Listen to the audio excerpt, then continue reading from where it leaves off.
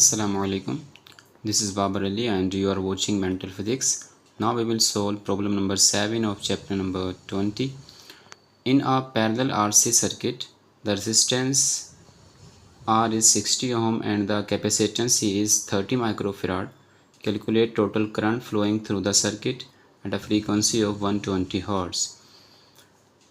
इस क्वेश्चन में हमें वोल्टेज नहीं गिवन, इसलिए हमने खुद से वोल्टेज लिए हैं 120 वोल्ट, क्योंकि विदाउट वोल्टेज हम इस क्वेश्चन को सॉल्व नहीं कर सकते। ठीक है, तो इस क्वेश्चन में हमें एक अदद रेजिस्टेंस गिवन है 60 ओम, कैपेसिटेंस गिवन है 30 माइक्रोफेराड और हमसे कह रहे हैं कि टोटल करंट फाइंड करें इस आरसी सर्किट का।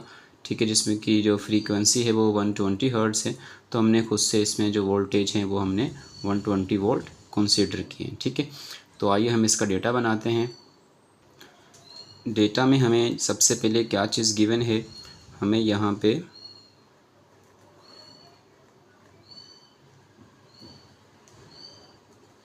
डेटा में रेजिस्टेंस गिवन है एक अदद। रेजिस्टेंस कितनी है हमारे पास 60 ओहम। ठीक है, इसके बाद हमें कैपेसिटेंस गिवन है। कैपेसिटेंस हमारे पास कितनी है, कैपेसिटेंस हमें गिवन है 30 माइक्रोफेराड। 30 माइक्रो का मतलब होता है 30 माइक्रो मीन एक्सपोनेंट -6 फराड। ठीक है, और इसके बाद हमें गिवन है फ्रीक्वेंसी गिवन है और वोल्टेज गिवन है। ठीक है, फ्रीक्वेंसी हमें गिवन है कितनी, फ्रीक्वेंसी हमें गिवन है 120 हर्ट्ज़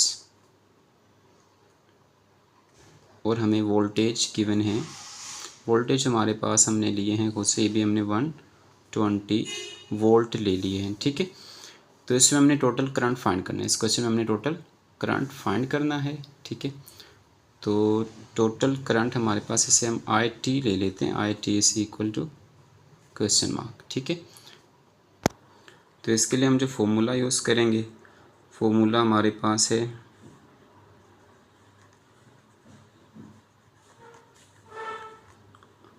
आई टी मालूम करना हो अगर हमने आरसी सर्किट में, तो उसमें सबसे पहले तो हमें करंट मालूम करना होगा। ठीक है, हमें आई सी और आई आर हमें करंट मालूम करना होगा। ठीक है, तो सबसे पहले हम यहाँ पे आई सी मालूम करेंगे। ठीक है, आई सी मालूम करने का हमारे पास फॉर्मूला क्या है, वोल्टेज आ जाएंगे और अपॉन में हमारे पास आ जाएगा एक्स सी। ठीक है, और इस तरह से हमें क्या फाइंड करना होगा, आई आर। आई आर हमारे पास होगा किसके equal, I R is equal to होगा हमारे पास वोल्टेज अपॉन करंट और रेजिस्टेंस।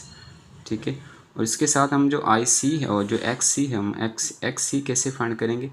एक्स सी हमारे पास होता है, हम पहले भी कर चुके हैं डिफरेंट एग्जाम्पल में, 1/2 पाई एफ सी।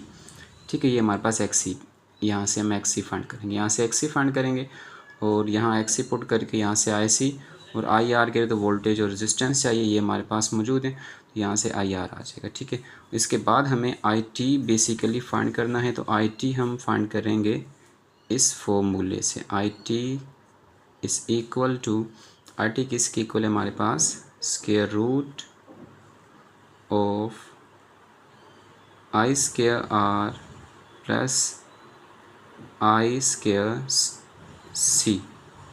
ठीक है, आई सी और आई आर का हम स्क्वायर कर लेंगे, आई सी और आई आर का इसका रूट ले लेंगे, तो ये हमारे पास आई टी आ जाएगा। ठीक है, तो सबसे पहले हम क्या फाइंड करते हैं, एक्स सी फाइंड करते हैं।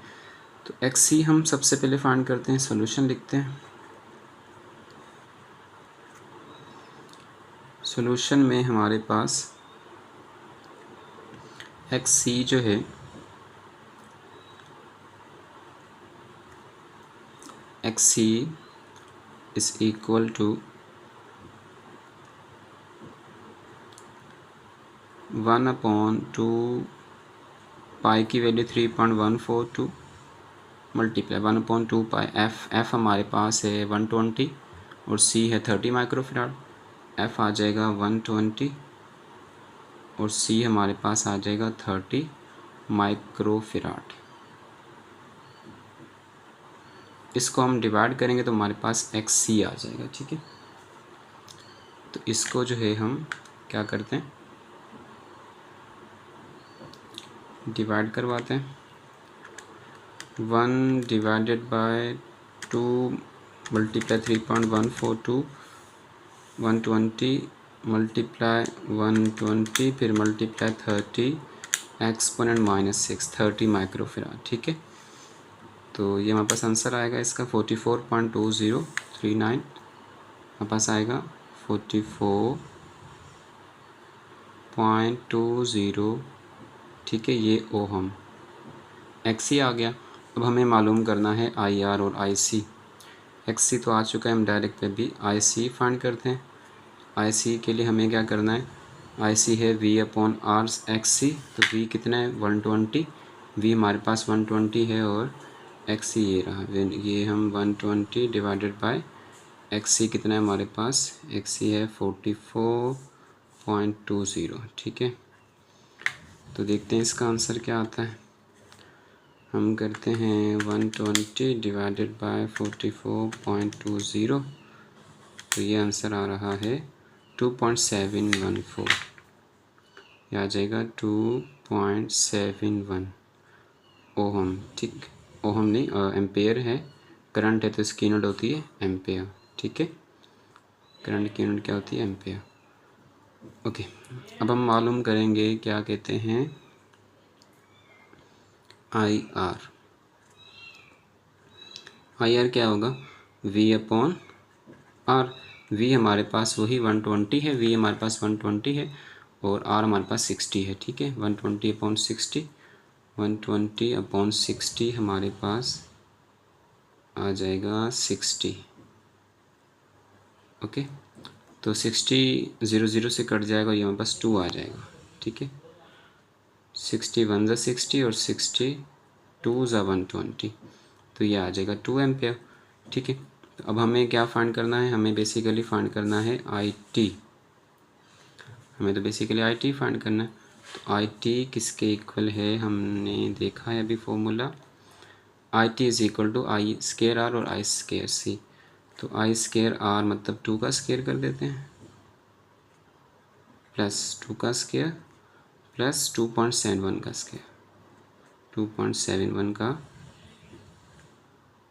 स्क्वायर इज इक्वल टू, देखते हैं इसका आंसर क्या आता है, 2 का स्क्वायर प्लस 2.71 का स्क्वायर, आंसर आ रहा 3.36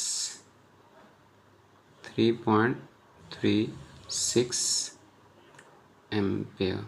ठीक है, तो ये हमारे पास आ जाएगा टोटल करंट जो कि हमने फाइंड करना था। ठीक है, तो क्वेश्चन थोड़ा सा मुश्किल था, उम्मीद करें आपको समझ आ गया होगा। अगर आपको समझ ना आया हो तो आप कमेंट सेक्शन में लिख के पूछ सकते हैं। थैंक यू, अल्लाह हाफिज़।